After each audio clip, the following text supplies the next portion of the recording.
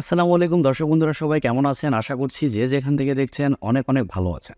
Infinix বাংলাদেশের মার্কেটে তাদের নতুন দুইটি স্মার্টফোন লঞ্চ করেছে, ইনফিনিক্স নোট 30 প্রো এবং Infinix note 30। Infinix note 30 pro এই ফোনটির ভিডিও অলরেডি আমাদের চ্যানেলে দেওয়া হয়েছে। তবে আজকের এই ভিডিওতে আমরা ইনফিনিক্স নোট 30 এই ফোনটি নিয়ে বিস্তারিত আলোচনা করব। ফোনটি দেশের বাজারে দুইটি ভ্যারিয়েন্টে লঞ্চ হয়েছে, 8GB র্যাম 128, 8GB রোম, যার প্রাইস রাখা হয়েছে 18,999 টাকা, এবং আরেকটি থাকছে 8GB র্যাম 256GB রম, যার প্রাইস করা হয়েছে 23,999 টাকা বা 24,000 টাকা। সো এই 19,000 টাকা বাজেট সেগমেন্টে এই ফোনটি আসলে কেমন হবে? ফোনটি কি ভ্যালু ফর মানি হবে, না এরকম প্রাইস পয়েন্টে এর থেকেও কোনো বেটার অপশান থাকছে? সো চলুন পুরো ভিডিওতে বিস্তারিত আলোচনা করা যাক। আর ভিডিওটি ভালো লাগলে ভিডিওতে একটি লাইক দিবেন এবং ভিডিওটি বন্ধুদের সাথে শেয়ার করবেন। প্রথমে যদি এই ফোনটির ডিজাইন এবং বিল্ড কোয়ালিটি নিয়ে কথা বলি, তাহলে এই ফোনটির ডিজাইন দেখতে অনেকটাই ইনফিনিক্স নোট 30 প্রো এই ফোনটির মতোই। ফোনটির ব্যাক সাইডে থাকছে 3টি ক্যামেরা এবং একেবারে নিচের দিকে থাকছে ইনফিনিক্সের ব্র্যান্ডিং। ফোনটির থিকনেস করা হয়েছে 8.6 মিলিমিটার এবং ওজন করা হয়েছে 219 গ্রাম। মজার ব্যাপার হচ্ছে ফোনটির ব্যাক সাইডে থাকছে গ্লাস এবং আরেকটির ব্যাক সাইডে থাকছে লেদার, তবে ফ্রেম থাকছে প্লাস্টিকের। আর ফোনটির সামনে আসতে আপনারা পেয়ে যাচ্ছেন একটি ফুল ভিউ ডিসপ্লে, যার উপর অংশে মাঝ বরাবর পাঞ্চলের মাধ্যমে বসানো থাকছে সেলফি ক্যামেরাটি। তবে পাঞ্চলের সাইজটা আরেকটু ছোট হলে বেটার হতো। এই ফোনে ব্যবহার করা হয়েছে সাইড মাউন্টেন ফিঙ্গারপ্রিন্ট সেন্সর, যা যথেষ্ট ফাস্ট এবং অ্যাকুরেট। আর ফোনটি মার্কেটে 3টি কালার ভেরিয়েন্টে পাওয়া যাবে, ব্ল্যাক, ব্লু এবং গোল্ড। সো ওভারঅল সব কিছু মিলিয়ে ফোনটির ডিজাইন ল্যাঙ্গুয়েজ আপনাদের কাছে কেমন লেগেছে কমেন্ট করে আপনাদের মূল্যবান মতামত অবশ্যই জানাবেন। ডিসপ্লে সেকশন নিয়ে কথা বলতে গেলে ফোনে থাকছে 6.78 ইঞ্চের একটি IPS LCD প্যানেল। তবে ইনফিনিক্স নোট 30 প্রো ওই ফোনে ছিল অ্যামোলেড প্যানেল, তবে ডিসপ্লের সাইজটা সেম। এই ডিসপ্লেটি হচ্ছে ফুল এইচডি প্লাসের একটি ডিসপ্লে এবং আরও থাকছে 396 ppi ডেন্সিটি।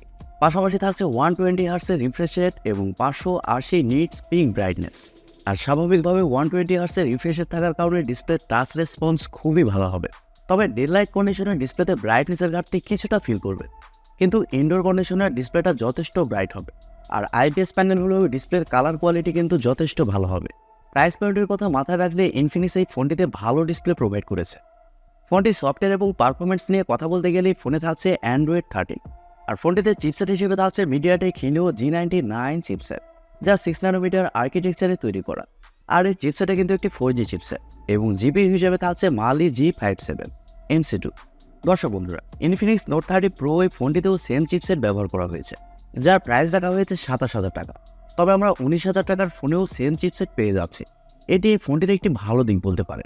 যারা এরকম প্রাইস পয়েন্টে গেমিং করার জন্য ফোন নিতে চান, তাদের জন্য এই ফোনটি কিন্তু বেস্ট অপশন হতে পারে।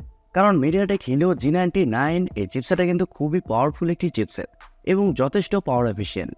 এর কারণে ফোনটিতে ব্যাটারি ব্যাকআপও ভালো পাবেন এবং যে কোনো হাই এন্ড গেমসগুলো আপনার মিডিয়াম সেটিংসে ইজিলি প্লে করতে পারবেন।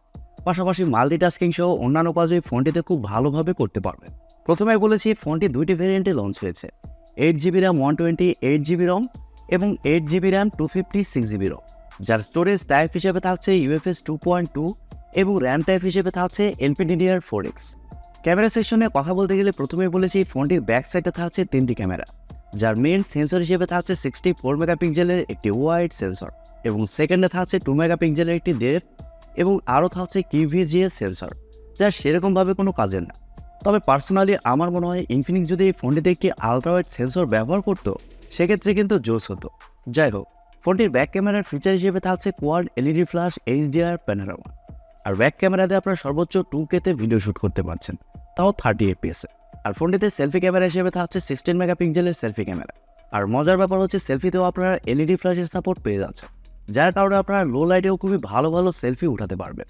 তবে সেলফি ক্যামেরা দিয়ে আপনারা শুধুমাত্র 1080p-তে 30 FPS-এ শ্যুট করতে পারছেন। আর ফোনটির আরেকটি ভালো ব্যাপার হচ্ছে ফোনে থাকছে dual speakers tune by JBL। এর কারণে ফোনটির সাউন্ড কোয়ালিটিও কিন্তু খুবই ভালো হবে। আর এছাড়াও ওয়াইফাই, ব্লুটুথ, GPS-এর মতো আরও অনেক ফিচার পেয়ে যাচ্ছেন। পাশাপাশি থাকছে USB Type-C 2.0। ফোনটির ব্যাটারি এবং চার্জার নিয়ে কথা বলতে গেলে ফোনে থাকছে 5000 mAh-এর একটি ব্যাটারি এবং 45 ওয়াটের একটি চার্জার। আর ফোনটির চিপসেট যেহেতু পাওয়ার এফিসিয়েন্ট, এর কারণে ফোনটিতে ব্যাটারি ব্যাকআপও খুবই ভালো পাবেন। নর্মাল ইউজে ফোনটি আপনারা 1 থেকে 1.5 দিন খুব ভালোভাবে চালাতে পারবেন। তবে আপনি যদি হেভি ইউজারও হন, তারপরে এই ফোনটি আপনাকে সারাদিনের ব্যাটারি ব্যাকআপ ইজিলি দিয়ে দিবে। এবারে কথা হচ্ছে 19,000 টাকা বাজার সেগমেন্টে এই ফোনটি আসলে কেমন হবে। দর্শক বন্ধুরা, এই ফোনটির সব কিছুই কিন্তু টপ নচ থাকছে। যেমন ডিজাইন, ডিসপ্লে, প্রসেসর সবকিছু কিন্তু খুবই ভালো দেওয়া হয়েছে। 19,000 টাকা বাজেট সেগমেন্টের কথা বলছি। তবে এই ফোনটির ক্যামেরা সেকশনে আর একটু ইমপ্রুভ করলেও বেটার হতো। সো সব কিছু মিলিয়ে আমার মনে হয় আপনারা যদি এরকম প্রাইস পয়েন্টে একটি গেমিং করার জন্য ফোন নিতে চান, সেক্ষেত্রে এই ফোনটি আপনার জন্য বেস্ট হবে। গেমিংয়ের জন্য এই প্রাইস পয়েন্টে এই ফোনটিকে জাতীয় ফোন বলতে পারেন। তবে আপনারা যদি ক্যামেরার জন্য ফোন নিতে চান, সেক্ষেত্রে অন্যান্য ব্র্যান্ডের ফোন দেখতে পারেন। কারণ পার্সোনালি আমার মনে হয় ইনফিনিক্স ক্যামেরার দিকে একটু কম নজর দিয়েছে। ক্যামেরার দিকে ইনফিনিক্সের আরও একটু বেশি নজর দেওয়া প্রয়োজন ছিল। আশা করি আমার প্রত্যেকটা কথাগুলো আপনারা ভালোভাবে বুঝতে পেরেছেন। প্রিয় দর্শক বন্ধুরা, এই ছিল আজকের ভিডিওটি আপনাদের কাছে কেমন লেগেছে কমেন্ট করে অবশ্যই জানাবেন।